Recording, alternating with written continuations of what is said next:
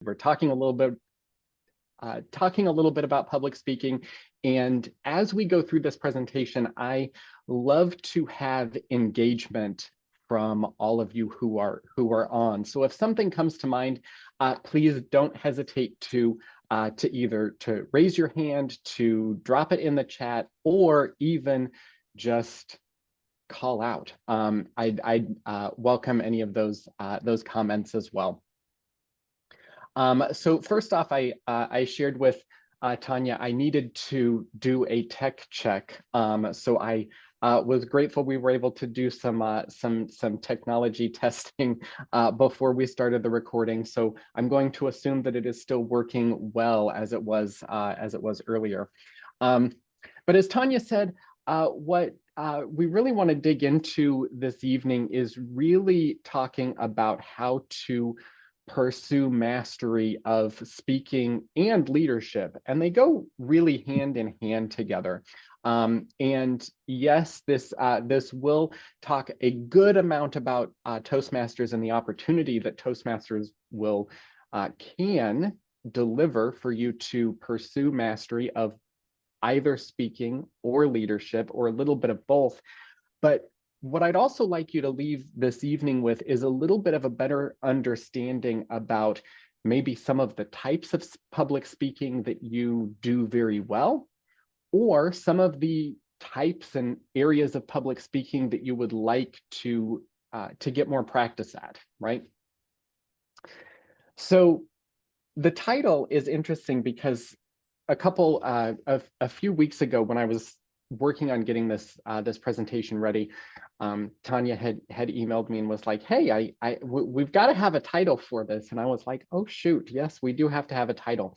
And somebody I was talking to got what I call voluntold to do a presentation, and when she asked what exactly she had to do, the answer was she had to introduce somebody at a speaker. And she says, "I have to do what?" And I chuckled because how many of you have either said that yourself or heard someone else say that when the answer or the task is speaking, right? Public speaking to some degree. So I chuckled because that was just about the perfect title is, I have to do what? I have to say what in front of who? We've all heard it, and many of us have probably answered that same way ourselves. So wanted to really just kind of dig in a little bit around public speaking itself.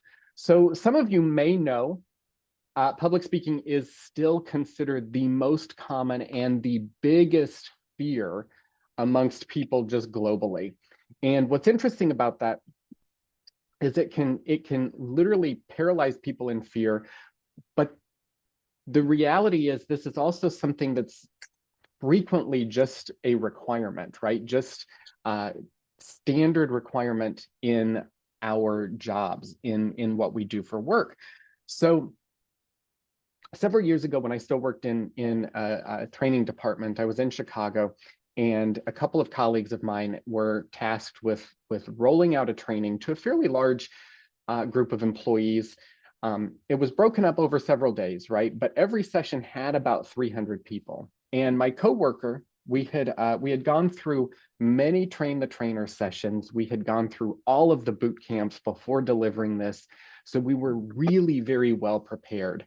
And the Monday morning of this particular this training to start, Allie came in and she goes, "Guys," she goes, "I woke up this morning and I told my husband, well, I didn't die, so I'm going to have to quit my job today," because she was so mortified over the fact that she had to speak to do these trainings to these large audiences over the next 4 days. And what was interesting is in that setting, we had been very well prepared for it. And it still caused her to literally think, you know what, maybe I'll just die so I don't have to do this actual task. And that's where it really is the juxtaposition between, yes, this is a fear, but also it's just the price of admission for many of the jobs and tasks we have to do to work. Interesting too, we kind of got started this evening, thank you, Katie, for sharing. One of the things that you may run across is that you aren't necessarily globally afraid of public speaking, but you may have nuances that cause those heebie-jeebies before a speaking engagement or before you have to deliver some sort of message or lead or present in some fashion. So that's one of the other things that we'll talk about a little bit is what exactly is public speaking, right? And I know before we started too, somebody mentioned in I think in first grade, their first foray into public speaking was at that young age. And what's interesting is I have a similar story. So when I was about 4 years old, I was cast to be Santa Claus in our preschool presentation of 'Twas the Night Before Christmas. What was interesting about this was I learned about it right about at Halloween, and I had to wear a Santa outfit with one of my mom's throw pillows under the jacket, so I looked like Santa. And the interesting thing was right after Halloween, the teacher said, "Hey, will you be Santa Claus in the school play?" And my 4-year-old self was like, "Okay," I didn't really know what it meant. Well, what it ended up meaning was this was the only speaking part in the entire production, right? And so starting at Halloween, I was tasked with memorizing 8 reindeer names, which to a 4-year-old seems like a really big task because you have to memorize them in the right order. So starting November 1st, here I am reciting on Dasher, on Dancer, on Prancer and Vixen, Comet and Cupid and Donner and Blitzen. And the interesting thing was showing up in preschool to a sea, what looked like a sea of endless parents and grandparents, being the only one to say any words other than Miss Jolynn. I was like, oh, okay, well, I did it. So I guess this is what public speaking is. The funny thing is, to a degree, yes, that was speaking, right? There was an audience, which by the way was probably like 20 people, but it seemed like 2,000. Like it was just a sea of adults sitting, you know, in the area of the school. But what's interesting about that is when I hear people talk about public speaking, there's a variety of different types of speaking that's really important to dig into, because that's where we can fine tune what our actual goal is, or what type of speaking we really want to fine tune our skills at, right? So the first one is impromptu speaking. And impromptu speaking is little or no preparation, right? This is typically in informal environments. Either someone will just ask you on the spot, you know, something about any small talk, right? Where you have to respond based on what they said, but you really didn't have time to prepare for it. Typically, it's a little bit more informal.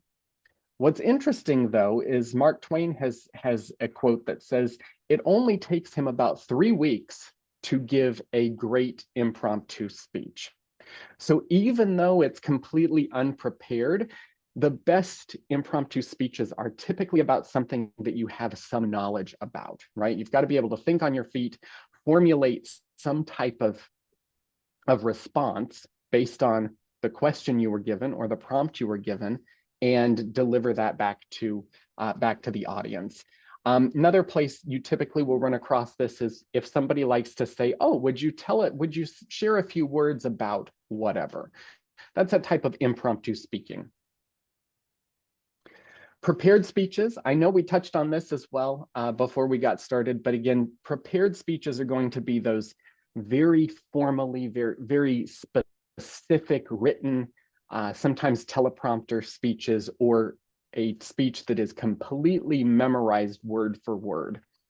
And I know a few of us talked about those before we got started. Typically, culturally in the United States, we're much more casual than we used to be generations back, right? So prepared speeches, typically we don't like to deliver prepared speeches, and typically audiences don't really love to listen to prepared speeches either, right? The place these are really valuable is when you have to deliver specific and precise information, right? So there is a place to have prepared information and prepared speeches, but we're starting to see this less and less and less in our culture and in our society, right?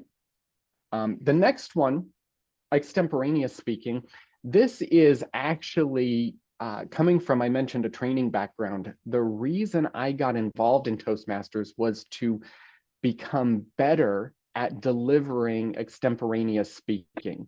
And ultimately, that's kind of a hybrid between something that's prepared and an impromptu speech. So it's got a very conversational tone, and it feels as though there's a two-way dialogue, even if you're the only person speaking.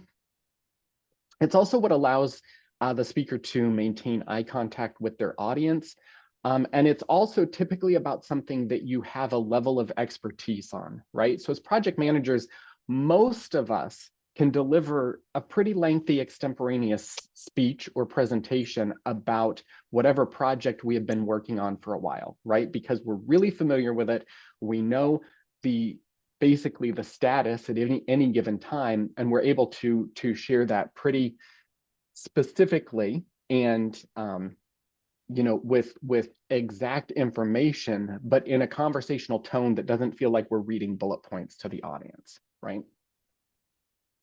Another couple places here, types of speaking, right, is delivering feedback. And this is a really important one because there's different opportunities you receive or that you run across to give feedback. And the important thing about being able to give good feedback is it requires active and careful listening. So you can't throw feedback out if you didn't really listen, right? And I think part of a big piece of leadership and communication is being a good listener. So being able to practice delivering feedback is a great skill to work on. Alternatively, it's a great skill to be able to receive feedback when it is given, right? And of course, leading meetings. I know as project managers, we lead meetings. Honestly, some people probably know us as the meeting leader more than they know us in any other capacity. And that's, a really important piece as well, because this is a blend of leading, right, of getting folks organized and choreographed and having them follow the agenda, follow the topics and move things along, as well as public speaking, right? So you've got that complete kind of blend of both leadership and public speaking there. So another important piece about public speaking is who is your audience, right? So who are you speaking to and what is important to them? And I know, we deliver status updates and executive reports to senior leaders who need very high level things, but also we could be working with tactical, subject matter experts who are very, very deep in the weeds with coding and nuanced, requirements within system administration and things like that. So your audience is going to need, is going to have different needs, right? So whenever you are getting ready to speak to somebody, I think one of the key pieces to practice there is to understand who you're actually speaking to and what is important to them. Looks like, I think I heard somebody start to speak. I didn't want to cut you off if you. Yeah, it looks like Brian Clark. Oh, he just muted, so he may, okay. And I don't see any questions in the chat just yet. So, but for y'all on the phone, if y'all do have questions for Robby, if you drop it in the chat, I'll raise my hand and ask Robby the question. Awesome. So, as I mentioned, the audience is going to have different needs depending on who they are, right? So as I mentioned, those executives may have some different needs than your actual project team, right? And I think when you think about those audiences or the different type of audience you may be working with, it's important for you to ask yourself, do you have more comfort with one audience than you do another? The reason is that may give you an opportunity to determine what type of speaking, what type of leading you may want to pursue getting some more practice at, right? Similarly, you may be really great at impromptu casual speeches, but when you have to deliver specific dates and timelines and budgets, that may make you really, really nervous. So you may just want to practice more around that type of speaking. So a couple things here, right? So obviously we know the concept that practice builds confidence. And that's really where Toastmasters can come in, is it really can be where you get to practice, right? Another thing here to think about is speaking versus talking. And again, I mentioned culturally, we've become very, very casual, right? And especially we're in Louisiana, we're in the South, we're super casual with the way we speak. And it's great to be able to flex the level of formality in your speaking, depending on who the audience is or what the content is that you're delivering, right?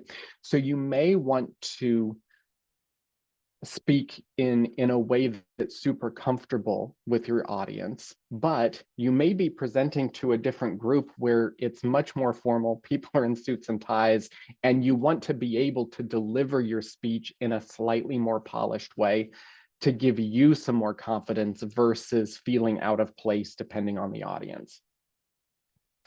Great thing here too is, again, as I mentioned, the different ways that as project managers, we rely on communication, right? So leading meetings, presenting status updates, performance readouts, making recommendations and giving feedback, risk mitigation and issue resolution, right? So those are some more tense areas that we have to. Right? The last piece here too is if you think about who your audience is going to be, one of the things, again, about practicing is you can set up your audience to play a certain role, right? To get the feedback you need from the hypothetical audience you're preparing for. Obviously, as we touched on a little bit before we got started, virtual meetings have become much more common than they used to be, right? We've got a variety of different technology places, technology programs to use.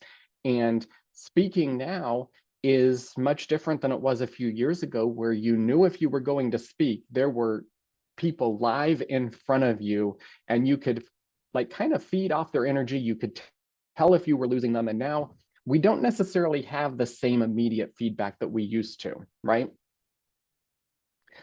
We're also running into a lot more hybrid environments. Really important piece of hybrid is if you have some folks who are visual, you have to plan the entire experience around the virtual attendees, not the folks who are live in front of you. And as crazy as that sounds, if you're delivering a presentation where some people are just dialed in or on the web meeting, you literally have to plan the entire content, all of the content for the folks who are dialed in so that they get the full experience, right? What we take for granted is if you're live and in person, there's so much more energy happening that you literally can almost ignore the people directly in front of you as long as you focus who's on the video. And that way everybody will get really a great experience that way. I wanted to chime in and say that is such a great point, because even as a PMI chapter, we've pretty much been doing double capacity since COVID. We're doing virtual and we're doing in person.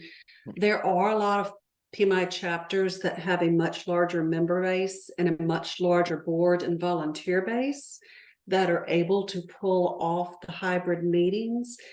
It is not something with the current resources and capacity that we have that we've been able to do, just because of some of those logistics. Like you said, if people are coming to the event you have to pay so much attention to whether they can hear it or not and what they're saying.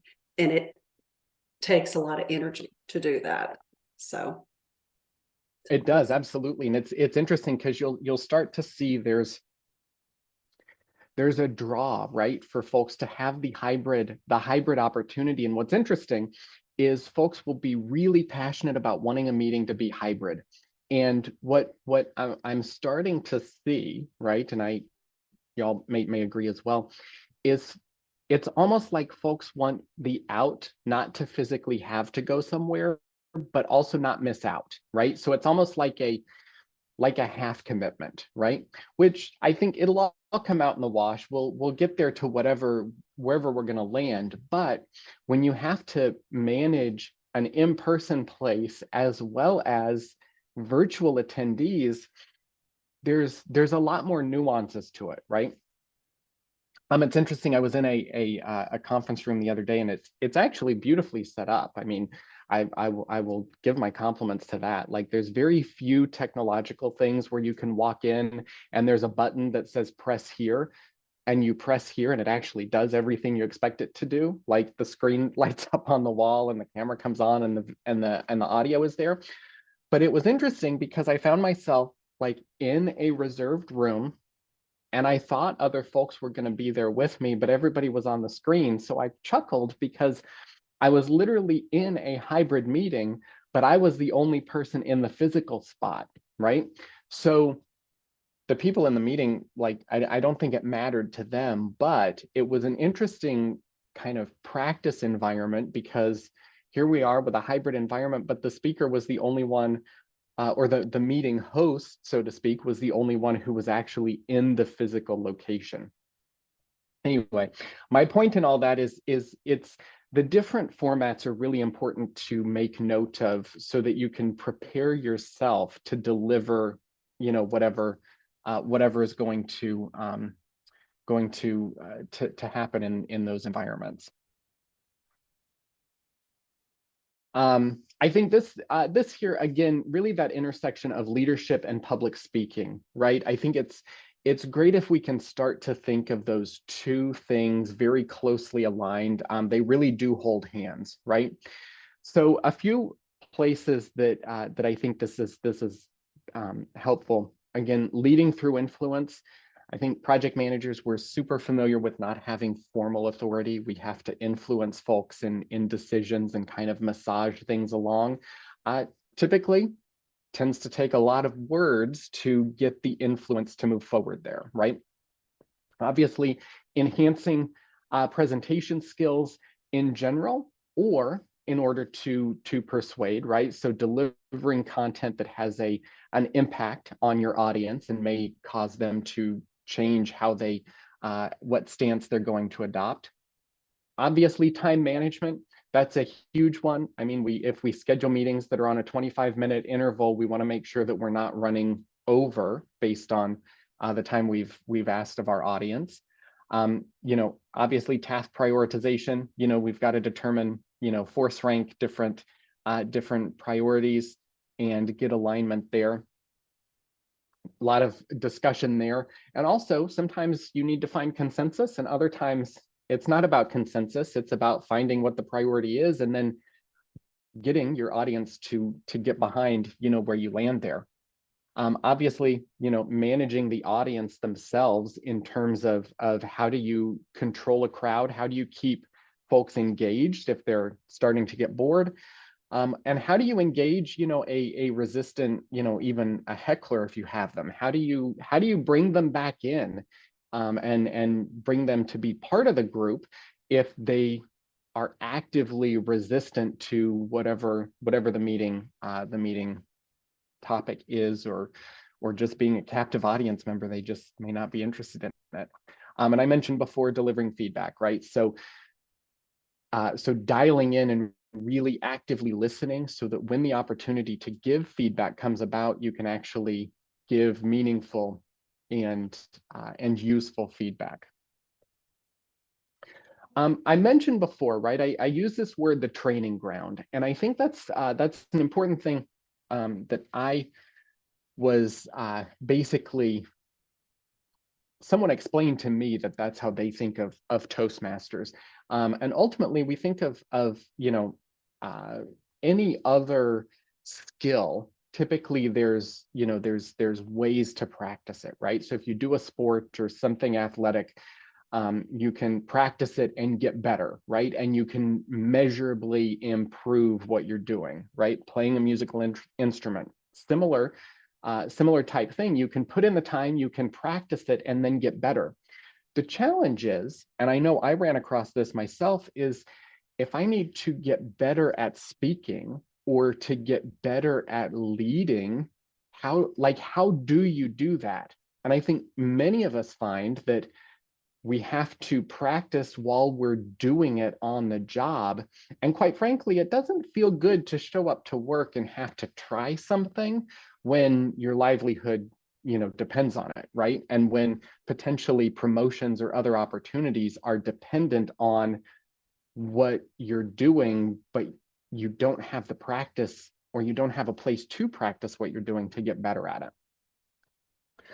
So one of the things you'll see if you start to look up more about Toastmasters, their tagline is "Where leaders are made." What's interesting about that is it's a worldwide organization, and while the foundation, right, typically is about public speaking, because the organization is global, there's many opportunities to volunteer within the organization, which gives you those leadership experience, right?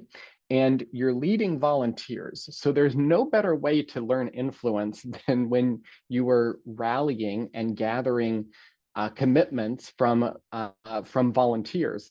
And I know Tanya and the rest of the PMI board can definitely attest to to gaining influence through getting volunteer commitments and participation there.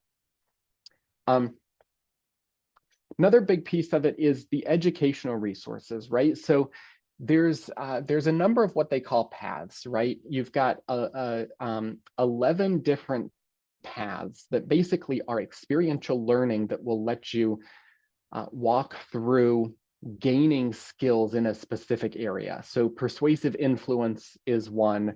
I think visionary leadership is another option.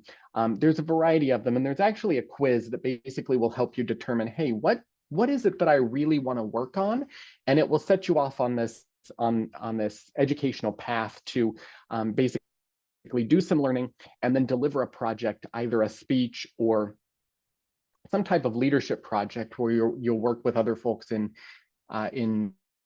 your club or in the area or the district. So it's a great way to get some formal content you're learning, as well as the experience of actually doing something to gain and practice those skills. Obviously, every meeting, right, where you actually attend is a number of experiential learning opportunities, right, to either lead parts of the meeting or to deliver speeches. And what's interesting is every meeting will have multiple opportunities for you to speak, right? So either between 1 and 2 minutes, 2 and 3 minutes, or 5 and 7 minutes. And the great thing is there's basically a captive audience of folks who want to work on their speaking. They want to work on delivering their feedback as well. So it's a kind of a safe, mutually supportive environment. And again, you're getting the opportunity to practice the number one fear that people have with an audience who is there to do the same thing. So I think it's the ultimate safe space to practice your speaking skills, whatever type of speaking that you need there. The other thing in this too is every club, right? There's hundreds of clubs worldwide, but every club has its own culture. And the important thing to this is, if you make a visit to a club, congratulations, because you took the first big step, right? But it's important to understand that if you didn't get like the right vibe from that club, it's totally okay. You can go find another one or go compare the experience you have at another club to determine if that would be a better fit for you. Obviously here, there's the Toastmasters logo, the training ground of where leaders are made and where speakers get to speak. So a couple things here. I wanted to give some formality around the organization. Interestingly enough, coming up next year is the 100th anniversary of the Toastmasters organization. And what's interesting is the mission itself is to empower individuals to become more effective communicators and leaders. And what's interesting is the envisioned future is a new part of the mission that just came out very recently, is to be the first choice provider of dynamic, high value, experiential communication and leadership skills development. So one of the things to think about is if you have professional development dollars to spend, if you have the opportunity to involve your organization, your professional company that you work for, or anything like that, there's opportunities to bring different levels of involvement. But the great part of this is you get the experiential learning piece of it at a very low cost membership. The barrier, right, of entry is really very low, which makes it, I think, appealing for folks to participate in as well. And again, regardless of what those the individual cultures, right, of the club that you may visit and ultimately join, the mission is the same, and that's to provide a supportive and positive learning experience where members are empowered to develop communication and leadership skills, resulting in greater self-confidence and personal growth. So again, it's that place where you can practice delivering, speaking, and practice your leadership and influential skills where it's not tied to anything else. And I think that's the greatest opportunity to practice professional skills is in a volunteer environment, because the stakes are very low, right? You can practice, you can try things, but it's not tied to necessarily your professional or even sometimes even your home life. It's kind of that third place where you can try something out and kind of flex those other muscles that you want to work on, you know, without really the fear of consequences. This one is I was really excited to touch on this because I know we've learned a lot about AI. I know at our professional development day, it was a big topic, and I don't think you can open your phone any day of the week and not see something about AI. What's really cool about this is Toastmasters has access to this program called Udly, and I had to practice it like a dozen times to make sure I could actually pronounce it correctly. But Udly is really cool. It comes with your Toastmasters membership. If you join, you can look them up. They're a separate organization as well, so you can access it and check it out. But what's great about this is it is basically an AI assistant that will critique your presentation, almost like a dress rehearsal. So it's going to measure your filler words. It's going to measure the pace that you're speaking, and give you real-time feedback. It will also basically build out for you your script. So whatever you spoke about, it's going to spit out a script of what you delivered. And the cool thing here too is if you have a recording of yourself, you can drop it into the program and it will evaluate your recorded speech and give you all of the AI feedback.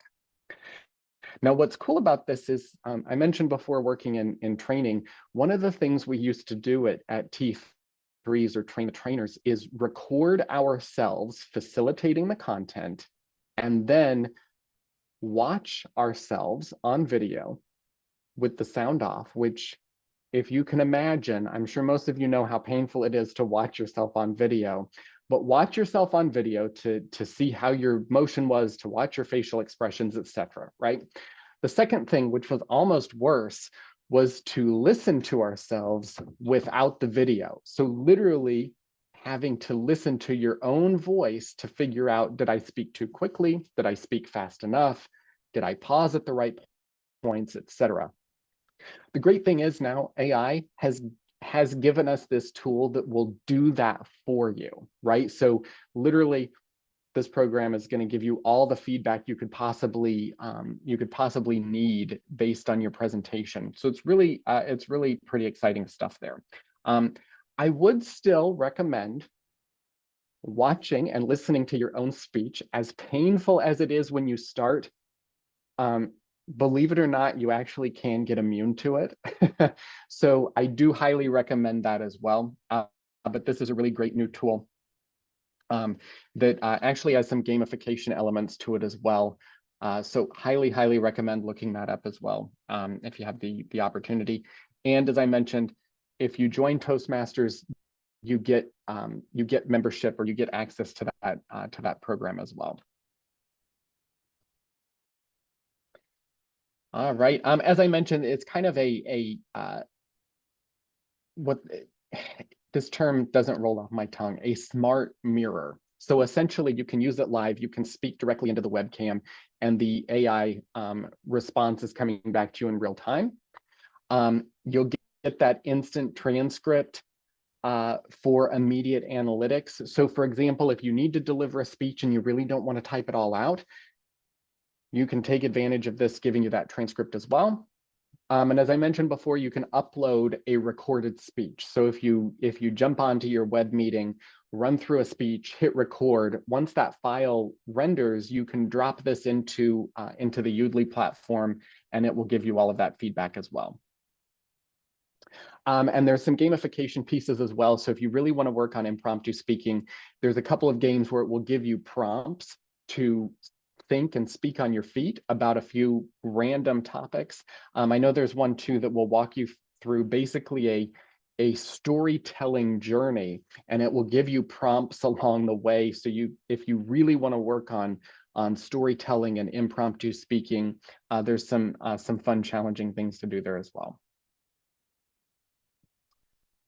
All right. I think the last piece, and this is one of the mystifying things for folks if they've ever heard of Toastmasters, or if they have not, is how do you get to go, right? I think some folks think it has to be by invitation, or it's a secret society or something. It's none of those at all.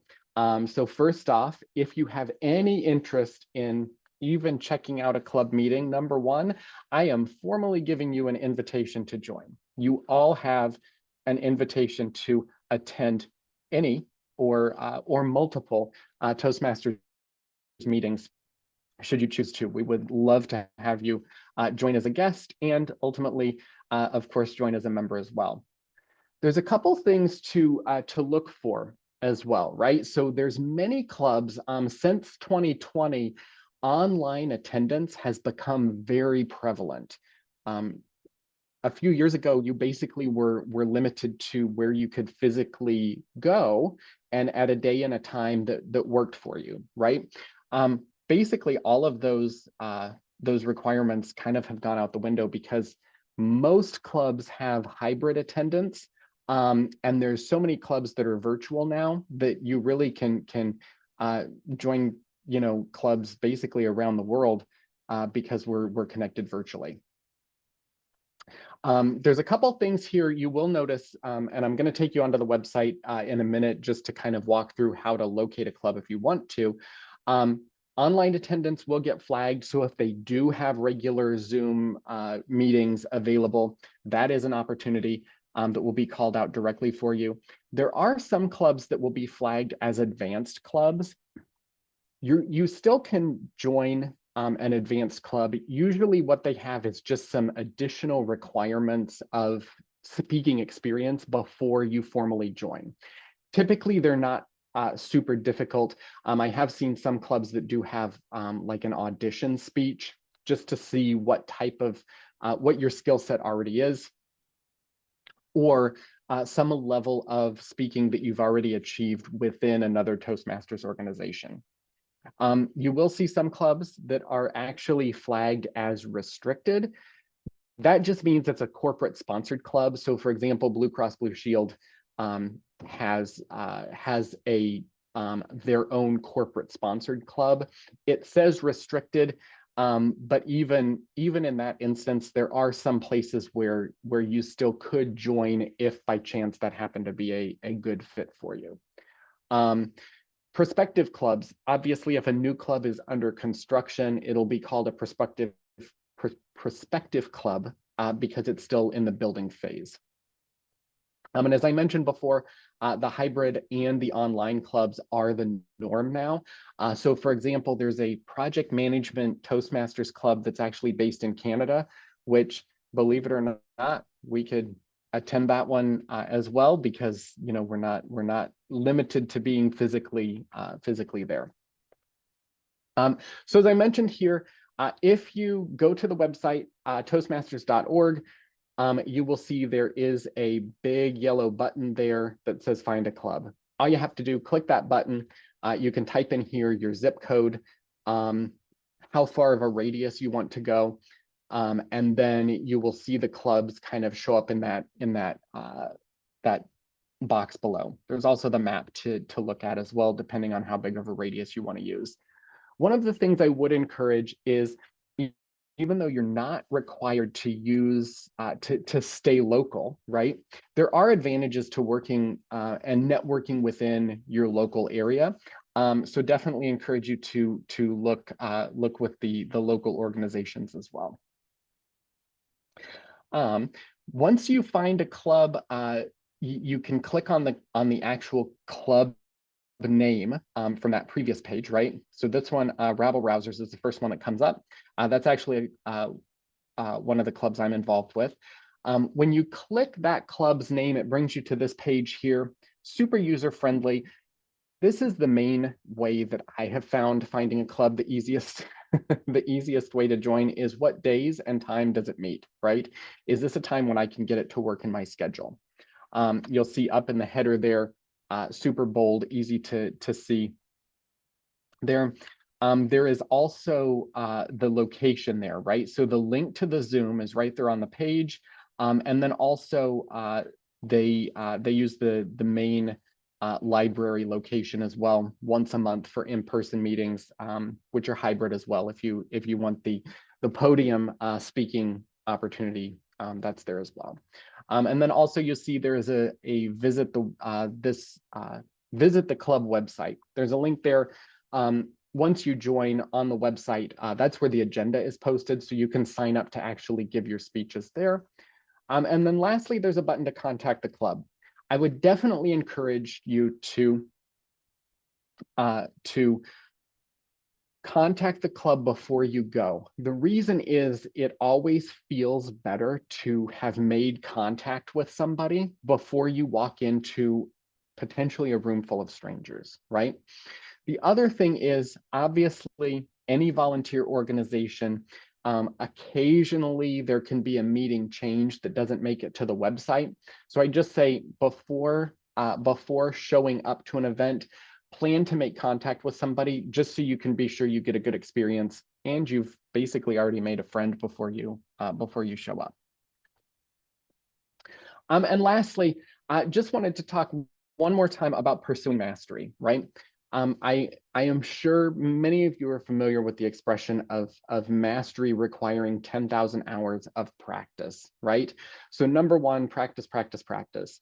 I think the opportunity here is, in terms of speaking and leadership, maybe before today you didn't know where you could practice, right? But this is what I was excited to share with folks, is Toastmasters is a great place to practice both speaking and leadership skills through actually doing things, right? Not just reading a book, not just reading the theories, but actually doing it and seeing what the result is.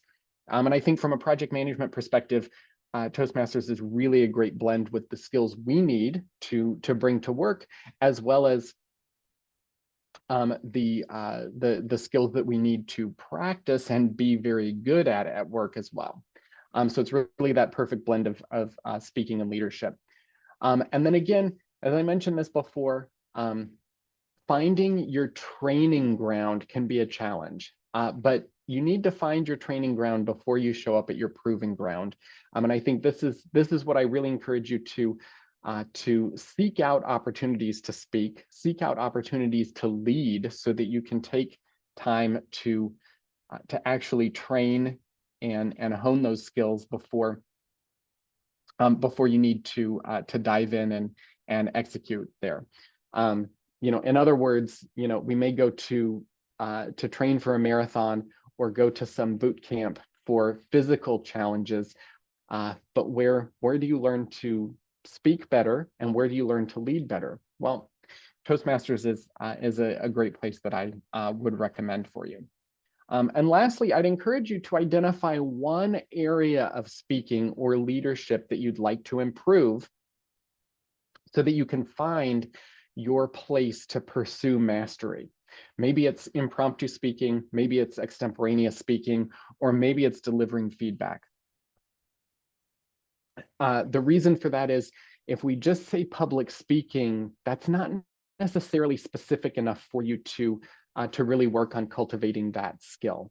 So I'd encourage you to kind of think a little bit deeper about what specifically is it that either still gives you those heebie-jeebies before you have to speak, or is there a different area of leadership that you'd like to get some more hours in and plan to pursue mastery. All right. So I know we've had a lot of conversation here, a lot of one-way kind of talking on my side. I wanted to make sure we had time as well for any questions that y'all may have. And it looks like both Deviani and Cipriano have got a question. So Deviani, I saw you had your hand up first. Yeah, so more than a question, thank you so much. This was a wonderful, really, really great presentation. And I've been probably a member of Toastmasters, just never shown up because of time and work and stuff. But, I like that you have that meeting in Goodwood Library. I'd love to come by one day because I've still lots to learn. My biggest fear is public speaking. And one of the tricks I learned, and then this is something about myself, is that I do better with people one-on-one once I know them. So I'm good in a group setting where, I know the folks, right? But if it's like a conference where I have strangers, I get nervous. So what I've started doing is just going to the conference room 10-15 minutes early. And as people walk in, a lot of people sort of, I just say hi and just talk to them before the presentation starts. And that sort of establishes, or at least helps me kind of find a friendly face I can focus on. So that's just one of the tricks I've learned, that I'm just then kind of talking to a few friendly faces around the room. And that's very helpful. Absolutely, that is. Well, thank you for jumping in and participating. I will share with you that I know there's several pages of people on this call. So while you may be afraid of public speaking, you did just an excellent job right now. And I will I know if we're not connected on LinkedIn, that's probably the easiest place to find me. We can connect, and I'd love to help you find a club that works well within your schedule, or absolutely, you can join us at Rabble Rousers as well. Thank you.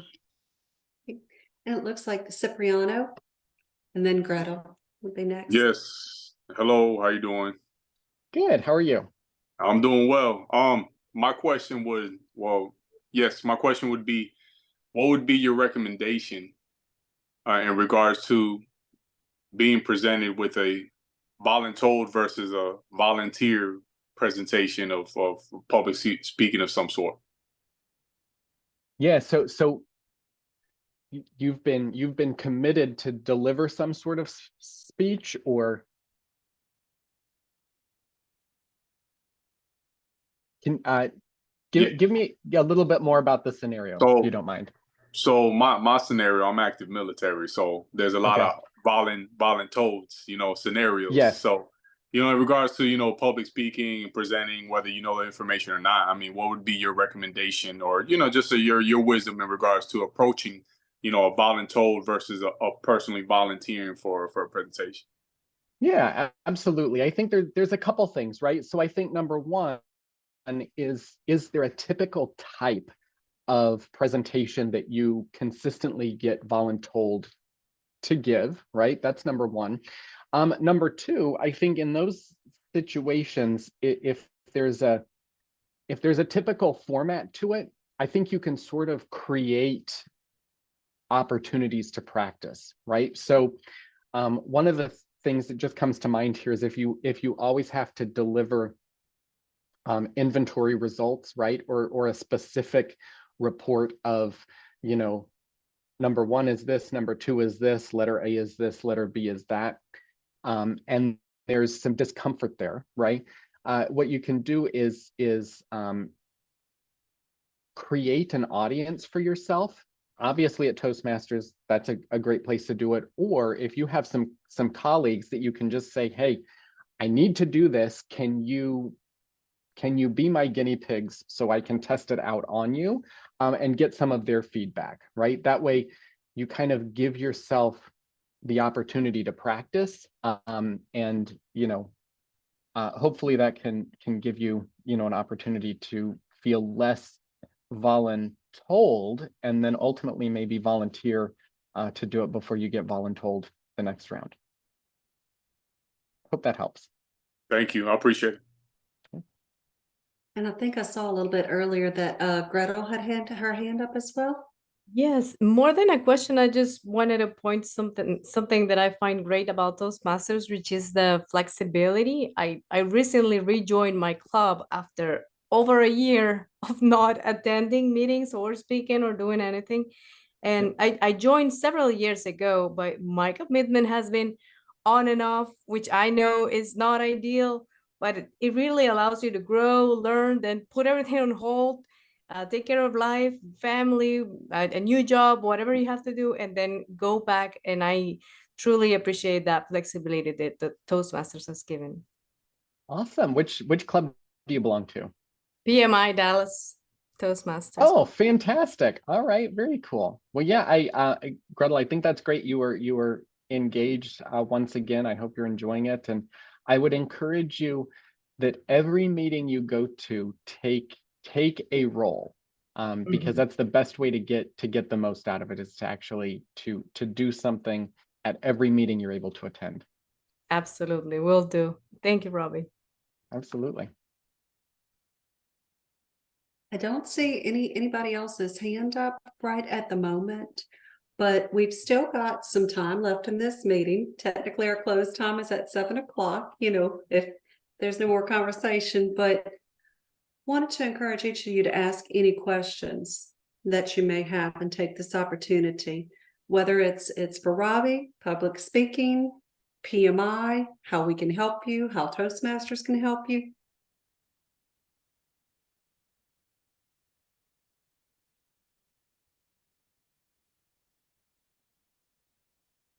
It's a shy bunch. Okay. Well, I'm going to address one other thing in the time that we wait. I was getting some questions in the direct chat about PDUs as it relates to public speaking, you know, and I wanted to make sure I answered those questions correctly. So people that are members of the Baton Rouge chapter will receive the 1.5 PDUs or credit hours for this meeting. Those of you that are guests, I'm going to read off the claim code for self-reporting, and I'm going to drop it in the chat. It's C106 HTVAYG.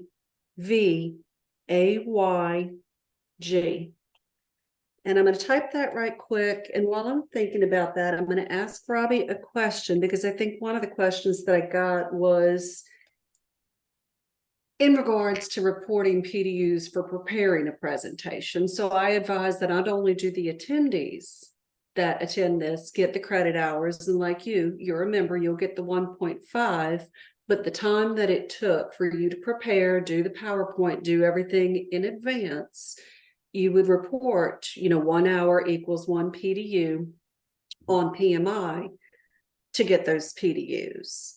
And I think too, like I made this assumption earlier that Toastmasters would probably count for PDUs, Yep. even though it is not necessarily a PMI event.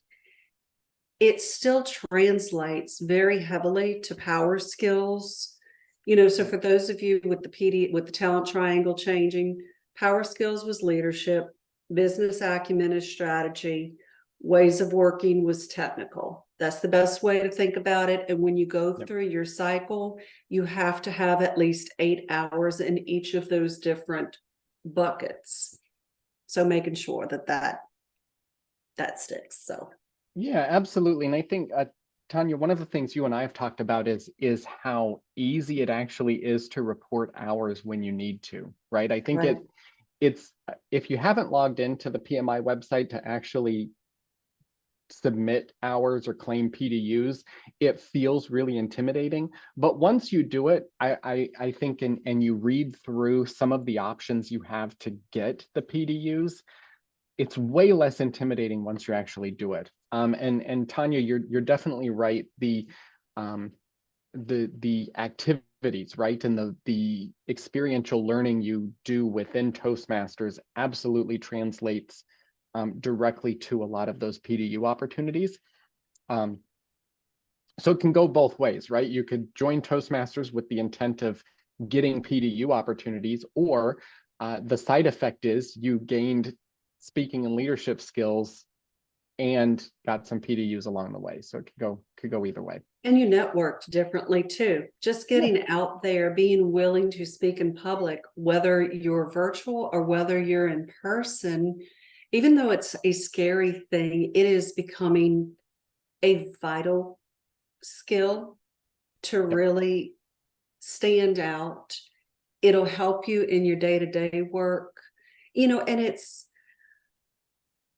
I can speak from experience in this role as president, you know, and challenged with getting a lot of, you know, the speakers, especially virtually. Once we started doubling up on our capacity with virtual and in person, it forced me to think outside of the box, to realize we could go outside of the geographic area. And I know that there's some people that stay very connected with us that actually did public speaking virtually for the first time with our chapter and has gone to speak for other PMI events. I know one that spoke for us earlier this year that she actually spoke at the African conference in person. You know, so that public speaking and that visibility and that willingness to throw yourself off of the deep end of the pool, even though it's uncomfortable, learning how to swim, you can really see the rewards from that sometimes. So yeah, absolutely. So hi, I see Miss Emma on Emily's screen. So hello. Hello. hello. Hey. Just wanted to say hello.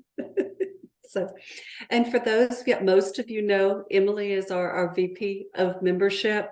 So that awesome artwork that y'all are seeing on LinkedIn that I reshare on my personal, Emily's creating all of that, sharing that in the group, the member spotlights, helping with the meeting communications, and all of that has been phenomenal. So, all right. Yes, and like she said, please share. You know, that's the biggest thing. Sharing the message, sharing our LinkedIn posts, even things like hashtags. I know we've gained some members just from that hashtag project management. It's expanded who actually sees the message. You know, and while I have a certain number of connections, if other people reshare our message and comment, it really expands the visibility. So whether they join us or whether they join a PMI chapter that's local to them or Toastmasters that's local to them, it's all good energy building that we're helping to educate people, helping them to have skills they can list on their resumes to help in a very uncertain economy and with different things like that. So, all right. So about 20 minutes, although I'm not gonna keep you. Okay, it looks like Cindy's got a question. I do have a question, and thank you for inviting those of us across the country. It was it was really fun to see this pop up in my email. So thank you for that. My question is around how do you manage as a project manager? We all have to do a lot of meeting leading as one of the types that you suggested. How do you manage it when you're in an environment where people are frustrated, they're maybe not very happy right now because the company just went through a reduction in force, and a lot of people lost a lot of close friends, a lot of long-term peers. What I'm seeing now is nobody wants to talk. Nobody wants, I can prompt, I can ask, but I just get nothing.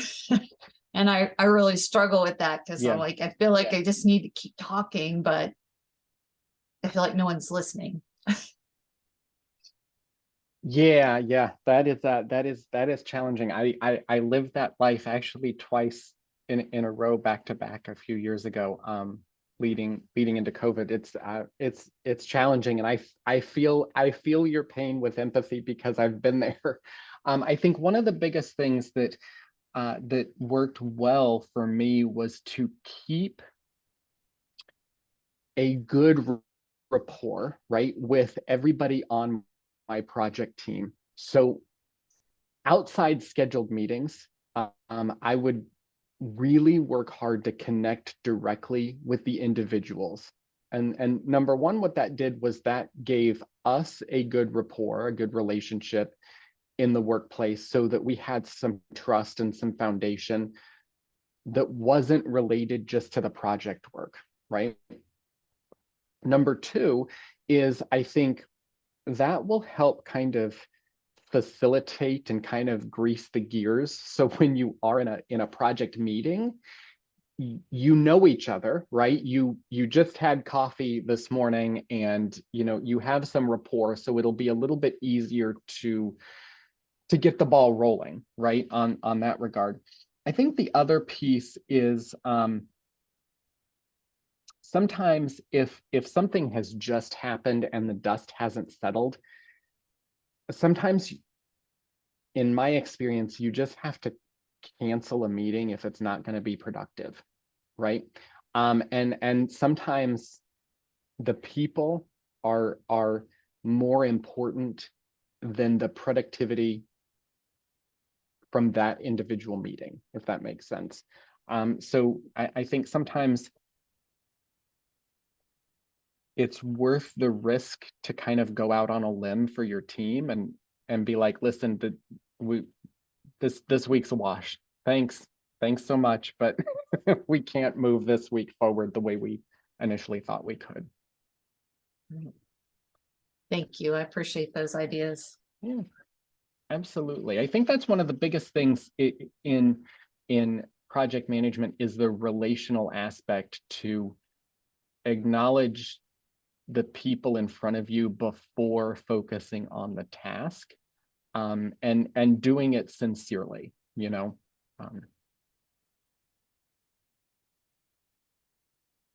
I hope that helps, and I'm certainly, It did. I'm Thank sorry you. to hear you have to go through this experience, because I know that was definitely one of the biggest challenges in my career. So Thank you. It looks like Kaylin has a question as well. Yeah, well, we got some time. I'm gonna drop the question of give us some tips to handle, I want to say, either a heckler or, more likely, somebody that's just disruptive or annoying while you're talking, and what's the best way to address them? ooh, I think the number one thing, right, is acknowledge them, right? Find out what their name is and what brings them to this audience, right? And what's interesting is, if you engage them directly, right, they're no longer an anonymous face in the crowd. They're talking directly to the speaker, right? So figure out who they are and what brings them there. I think the biggest thing is, you can't approach them in a way that feels as though you're attacking them, or in a way that lets them make it feel as though you feel attacked, right? I think the way I would say approach it is from a place of curiosity. Like, hey, what's your name? My name's Robby. Who are you? And what brings you here? Why are you here? Maybe they feel like they have to be here and they really don't want to. I think sometimes, as crazy as this sounds, even in a work environment, if somebody is really unhappy being in this audience, I have no trouble giving them permission to go. If there's somewhere else they need to be, you're not chained here. If you need someone to give you permission to not be here, that's fine, right? Usually what's interesting is if you figure out who they are and you get to know them a little bit, and if they're frustrated at being there and you give them permission to leave, what's strange is they probably won't, right? And figure out why they're frustrated or what the angst is. Usually it's got nothing to do with what you're presenting, and there's something else going on there. You know, I think a big piece of organizing presentations is building in time for the unexpected. And I think that's a perfect example is if you need to spend 5 minutes to try to figure out what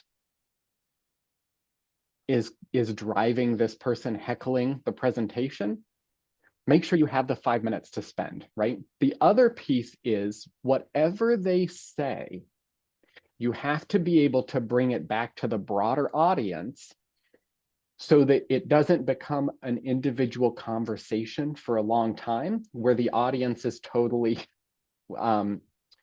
disengaged, if that makes sense. I will tell you, I've encountered those a couple times, again, mostly from training scenarios where people were kind of prescripted and conscripted to go to a session that they maybe didn't want to. And once you know them by name and you figure out what they do want to learn or why they're unhappy, it kind of shifts the dynamic, right? And at the end of the day, if somebody needs permission to not be here, okay, that's fine. You're not chained to the chair. You can go. But yeah, usually the engagement really kind of changes the entire dynamic. Yeah. Okay, thank you. You never know when you're going to hit that situation and it's just going to floor you like, now what do I do? Yeah, absolutely. I think I'm a huge Ted Lasso fan, and I think the biggest thing that one of the Ted Lasso words of wisdom is to be curious, not judgmental, and don't take offense to what the heckler is doing or saying. Be curious, like, hey, why are you unhappy? Why are you heckling? What's going on? And I think you'll accomplish a lot with that approach. Okay, thank you. Yeah. Looks like Nehemiah. All right. Hi, everyone. So yeah, my question kind of piggybacks off of that one. And it's probably more about practicing improv, right? Where we are faced those type of situations. I think it's always been a part for me is like, I don't know, I'm unsure what I'll be asked. And so I'm not sure how to practice the improv of how to respond. And I apologize. I think I missed part of your question. So do you have a way to anticipate what you expect you may be asked?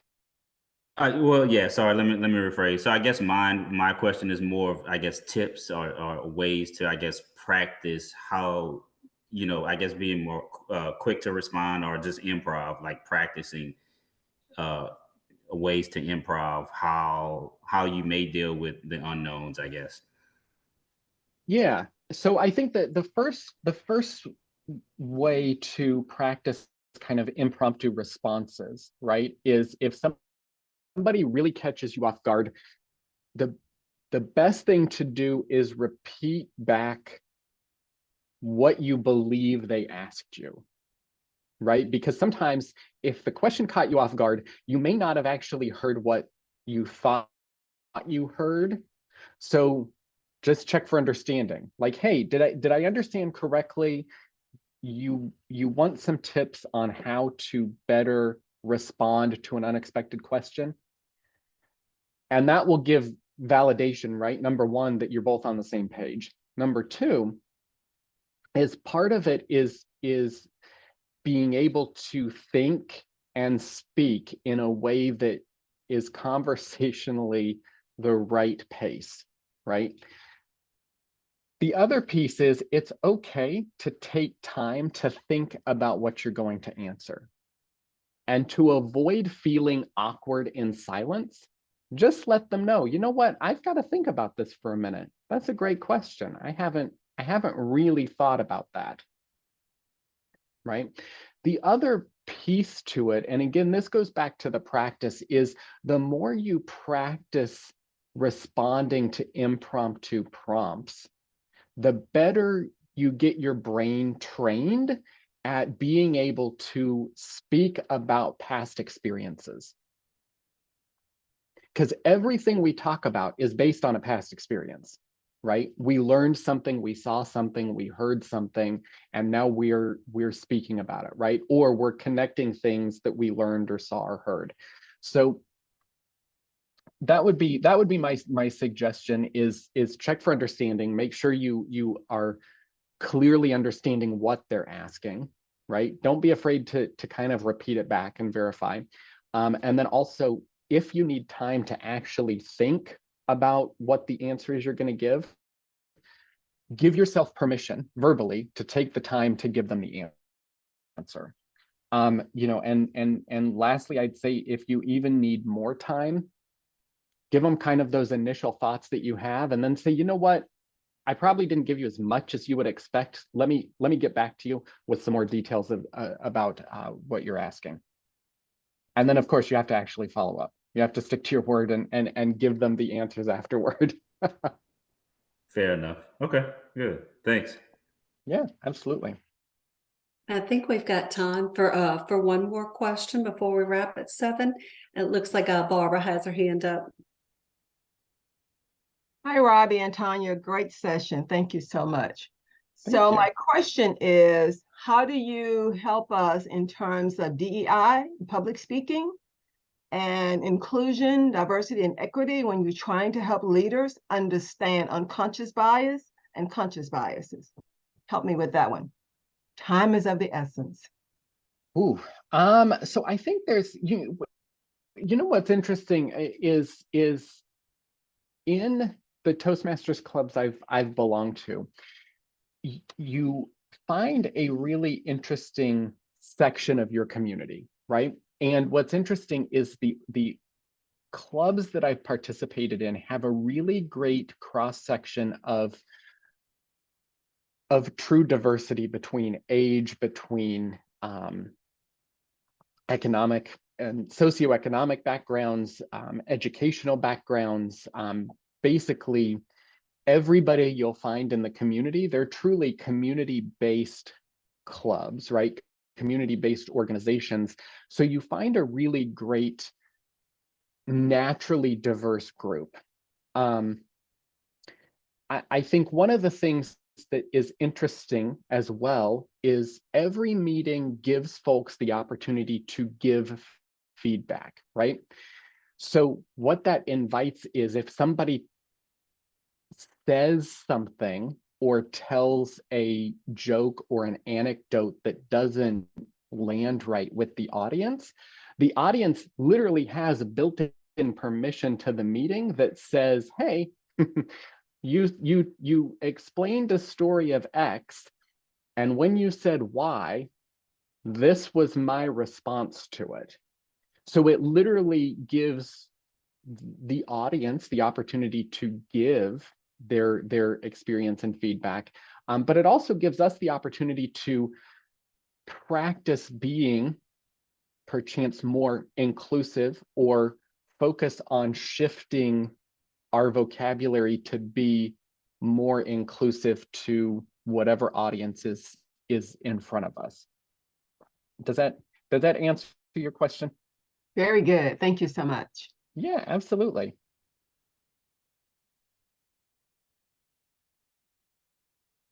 Yeah, I think that is definitely, I will just dig into that a little bit deeper, right? Because I think, especially in the workplace, we tend to speak to people in a very narrow scope, right? We use a lot of shop talk. We use a lot of very specific terms that tend to get, that we take for granted, right? That we just have the assumption everyone knows what we're talking about.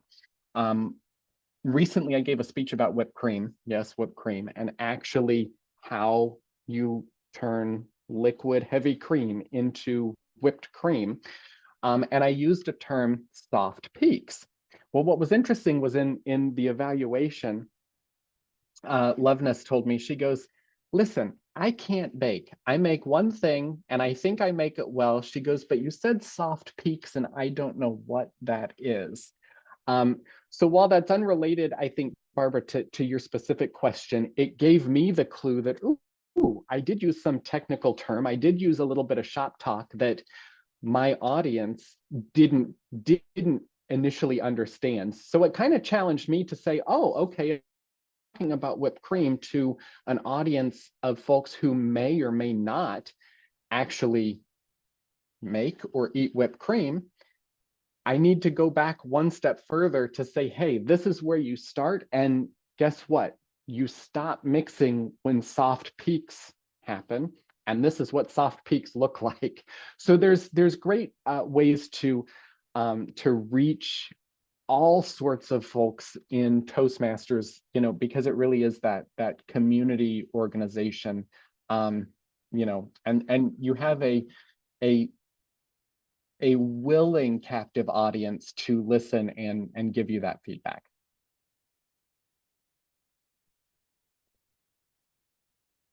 Robby, I'm seeing the messages in the chat. So on behalf of the chapter and everyone involved, I want to say thank you for your presentation tonight. I think we've all actually learned a lot of really, really good information that hopefully we can take back and make actionable or start taking those steps to work on it. I did mention the claim code in the chat again. So, but if anybody missed it later, please feel free to send me an email at president@PMIBatonRouge.org. So again, I just wanted to say thank you. And for those of you in Baton Rouge that are able, please join us next Wednesday for margaritas and mentorship at La Coretta. We've got that information on the website. We've also got the next and the last virtual of 2024, which is going to be November 14th. Joshua Barnes is going to be talking about disciplined agile. In December, we're still going to be having our holiday party. It's not communicated yet, but that date I can tell y'all will be on December 14th. And then we're also still doing a volunteer session, which will be December 2nd, Saturday, at Habitat for Humanity. Emily Ward is leading that up. So if you are interested, please reach out to Emily at membership@PMIBatonRouge.org. So, and as usual, if y'all have any questions, please reach out. And the PDUs will be dispersed probably within a couple of days. So thank you all so much.